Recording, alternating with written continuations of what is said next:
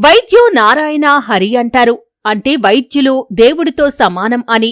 విద్యుదాఘాతానికి గురై కుప్పకూలి ప్రాణాపాయ స్థితిలో ఉన్న బాలుణ్ణి భుజాన వేసుకుని ఆస్పత్రికి పరిగెత్తుతున్న తల్లిదండ్రులకు ఆ డాక్టరమ్మ దేవతలా ప్రత్యక్షమైంది. నేనున్నానని భరోసానిస్తూ రోడ్డుపైనే సిపిఆర్ చేసి చిన్నారికి ఊపిరిపోసింది. ఈ నెల 5వ తేదీన ఆంధ్రప్రదేశ్లోని విజయవాడలో జరిగిన ఈ ఘటన సామాజిక మాధ్యమాల్లో తెగ చక్కర్లు కొడుతోంది.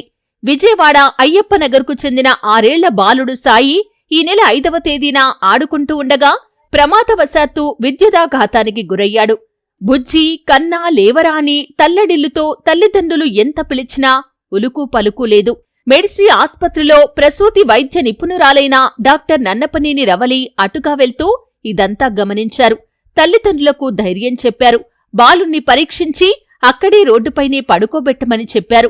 అనంతరం కార్డియో పల్మోనరీ రిససిటేషన్ సిపిఆర్ చేయటం ప్రారంభించారు.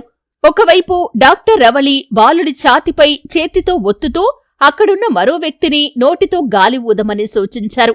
ఇలా 7 నిమిషాలకు పైగా చేశాక బాలుల్లో కదలిక వచ్చింది.